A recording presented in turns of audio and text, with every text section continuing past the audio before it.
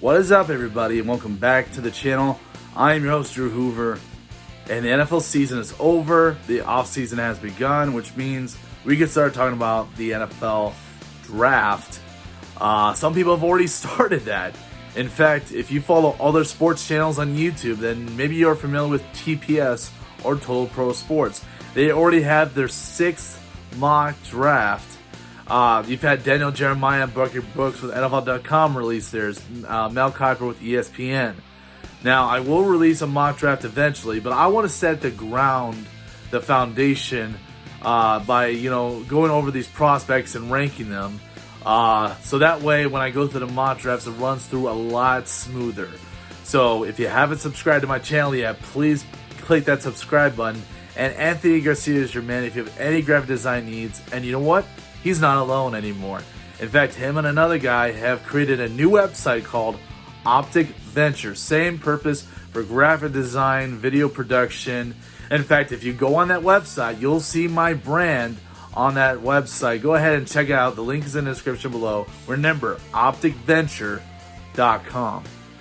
And obviously, when we're going through prospects, we're going to go start with the quarterbacks. So I'm going to go top 5. I may have an honorable mention. It honestly just depends on the depth of talent at the position.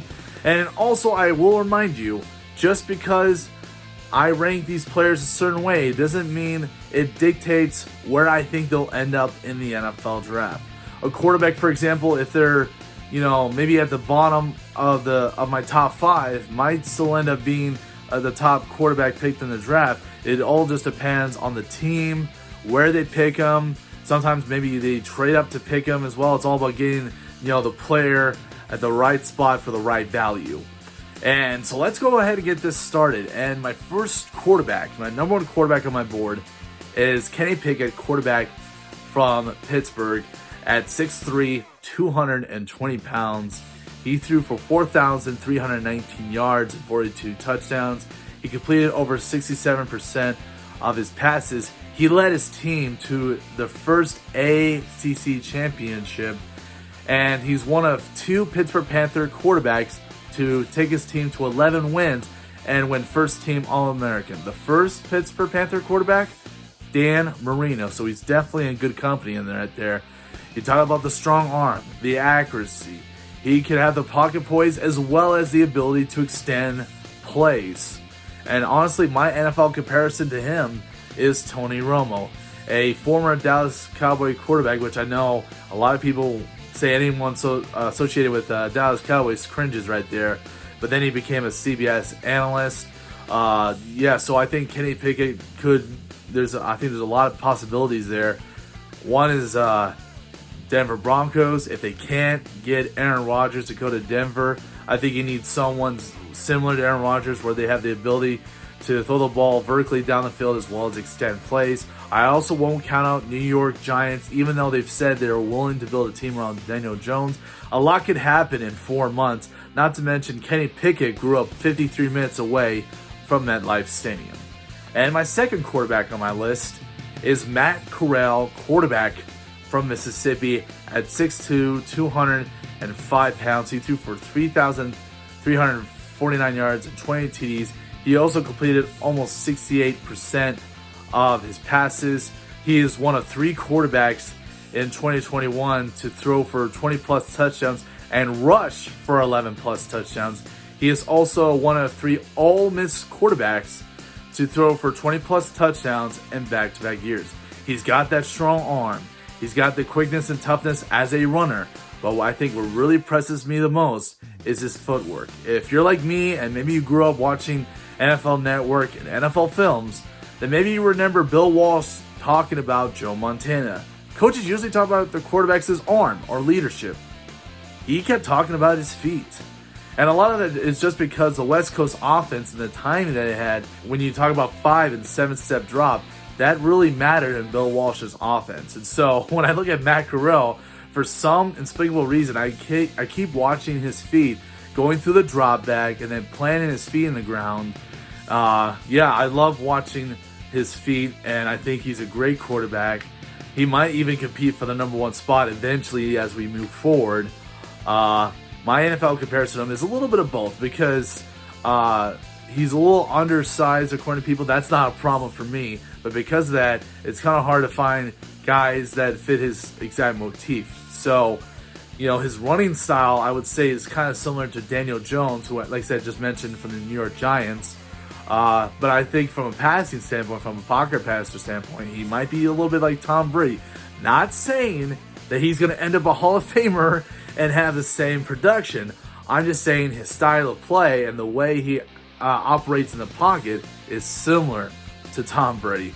I don't want it to be a huge exaggeration and a blow up. I'm just saying their style of play is similar, at least from a pocket passer standpoint. And for my third quarterback is Sam Howell, quarterback from North Carolina at 6'1", 220 pounds. If you watched him the last 2 years, obviously 2020 was a better year than 2021, and a lot of it had to do with the fact that he lost guys like De'Ami Brown, Daz Newsome, Javonte Williams, Michael Carter. They all went into the NFL. But when you look at his overall career stats, they're pretty impressive too. He threw for 10,283 yards, 92 career touchdowns, passing touchdowns, 111 total.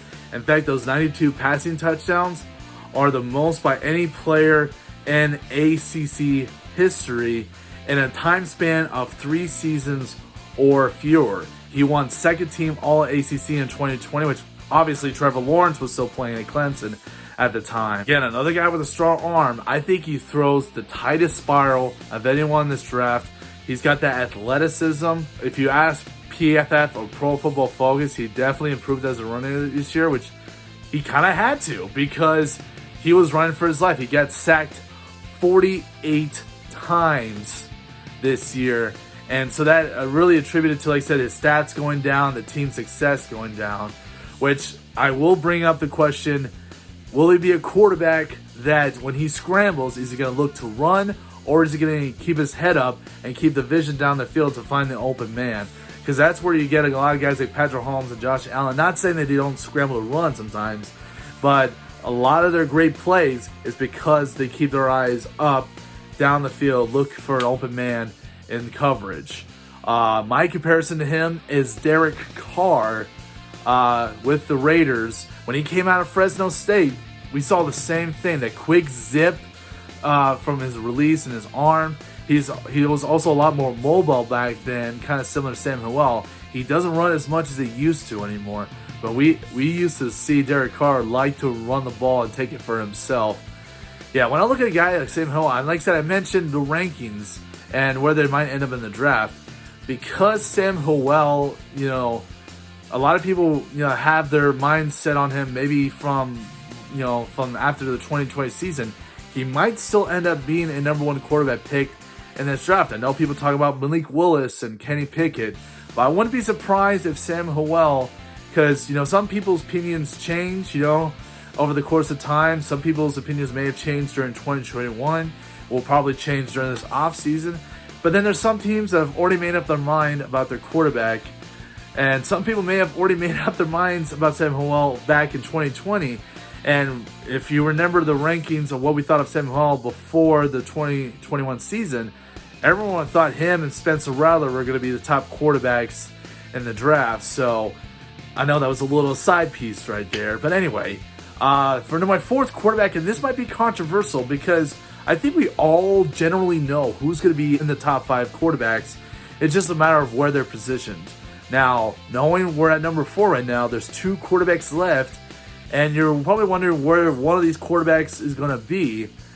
But who I'm going to put at number 4, I think, is severely underrated, and maybe he deserves a lot more credit than we're giving him. And that is Desmond Ritter, quarterback from Cincinnati, at 6'4", 250 pounds. He threw for 3,344 yards and 30 TDs. He also completed almost 65% of his passes. He may not be the best quarterback in this draft, but he's definitely the most accomplished quarterback in this draft. His 44 wins in college, he's only the 3rd quarterback in FBS history to win 44 or more games throughout his college career. His total yards, I think he had over 12,000 in total yards, most in Cincinnati history. Is 113 total touchdowns, most in American Athletic Conference history. I would argue that, when you talk about Cincinnati as a program, he probably put Cincinnati on the map. You talk about their first playoff appearance, I think he deserves a lot more credit than we're giving him. He's got the size, arm strength, he's got the mobility and toughness. And speaking of toughness, man, if you watch that Cotton Bowl, he took a lot of hits. Nick Saban was throwing linebacker to safety blitz. Even when he was in shotgun, the moment he got the ball, he would get hit by two guys at once. That's why my NFL comparison for him is DeShone Kizer. He's got that, like I said, mobility and strong arm, but also, like DeShone Kizer, Desmond Ritter, some people say that he lacks accuracy and anticipation. We know what happened with DeShone Kizer. He ended up being a second-round pick for the Browns and never quite lived up to the potential coming out of Notre Dame. But I really think we got to give Desmond Ritter a chance, especially if he goes to the right team. And I think the right team might be the Pittsburgh Steelers. You talk about Ben Roethlisberger, all the hits that he took in Pittsburgh, especially this last year. You went from, getting sacked only 10 times in the regular season in 2020 to, oh my gosh, man, you no wonder he decided to retire, man. He was running for his life. You lost 3 of your starting offensive linemen from the year before. So it might be a challenge if the Desmond Ritter does come in. But, Mason Rudolph, I don't think he's the answer. I think we're already seeing what we have from him. Dwayne Haskins might be up in the air, because I think they're going to take a chance on Desmond Ritter. If they can't get a veteran quarterback like Aaron Rodgers, Russell Wilson, and stuff like that. So that means we're down to the last one, the 5th one, and we only have one quarterback left, at least out of ones we know. And that is Malik Willis, quarterback from Liberty. I will tell you why in a second, why he's so far on my list. But anyway, he is 6'1", 215 pounds. He threw for 2,857 yards and 27 TDs. He was a transfer from Auburn to Liberty a few years ago. But really what was impressive is his rushing stats. In 2020 and 2021 combined, he rushed for 27 touchdowns, including when he rushed for 14 in 2020 when we were dealing with the early stages of the COVID pandemic.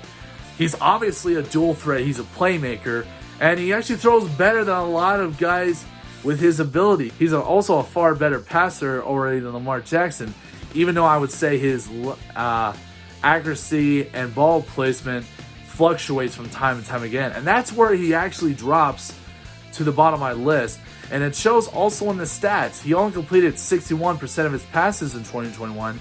And he also threw 12 interceptions. And if you break those 12 interceptions down, he had 3 games of 3 interceptions, including when he faced the Ole Miss Rebels, who were ranked number 16 at the time. 3 interceptions, 0 passing touchdowns. He did run one for a touchdown, but it makes me wonder. This has always been a red flag for me ever since we analyzed Jameis Winston back in 2015. He had incredible ability too. You talk about his ability, the strong arm. He could throw when under pressure. He could escape the pocket, throw it across his body. He had some sort of leadership at Florida State. He won a national championship. But there was all these red flags. He threw double-digit picks in his final year at Florida State. And he also had the off-the-field character issues. And that year, I honestly had Marcus Mariota ahead of Jameis Winston, even though Marcus Mariota didn't come from a pro-style offense.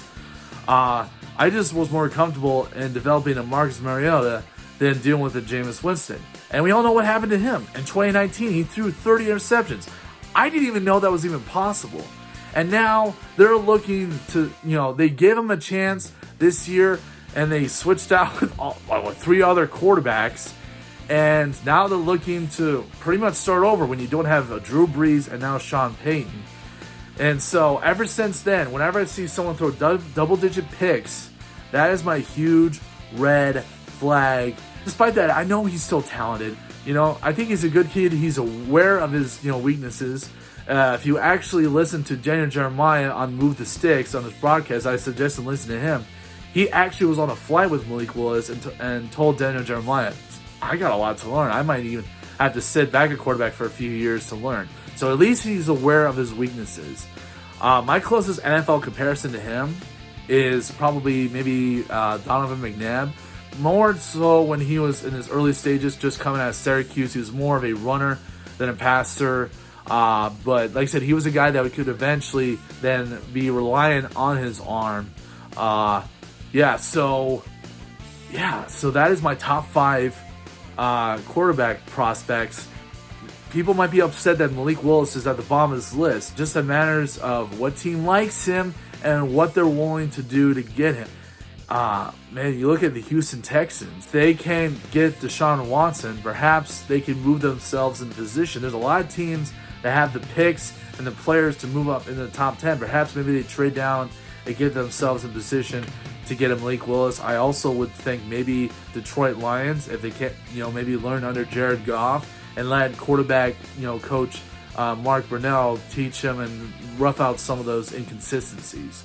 So this has been your Average Joe Sports Network, guys, and I can't wait to continue these prospect rankings. I'm going to do wide receivers next, and that might be a little controversial considering who I have as my number 1 wide receiver. I'm your host, Drew Hoover, and have a good day, everybody.